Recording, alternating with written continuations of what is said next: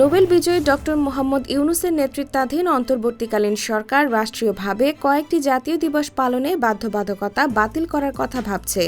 শেখ হাসিনার নেতৃত্বাধীন সরকারের বিগত ১৫ বছরের প্রবর্তিত কয়েকটি দিবস পালনে নিষেধাজ্ঞা বা বাতিল করা হতে পারে বলে জানা গেছে।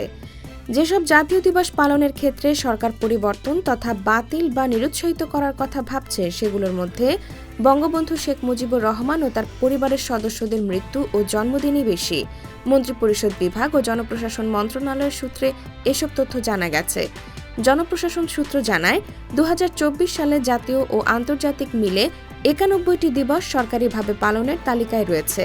এর মধ্যে ৮৪টি রয়েছে ইংরেজি ক্যালেন্ডারের তারিখ অনুযায়ী, বাকি ৭টি দিবসের মধ্যে ৩টি দিবস আরবি ক্যালেন্ডার অনুযায়ী এবং ৩টি দিবস রয়েছে বাংলা ক্যালেন্ডার অনুযায়ী। মন্ত্রিপরিষদ বিভাগ সূত্র জানিয়েছে, এসব দিবসের মধ্যে বঙ্গবন্ধু শেখ মুজিবুর রহমান ও তার পরিবারের সদস্যদের মৃত্যু ও জন্মদিনই বেশি। এসব জাতীয় দিবস পালনের ক্ষেত্রে সরকার পরিবর্তন তথা বাতিল বা নিরুৎসাহিত করার কথা ভাবছে।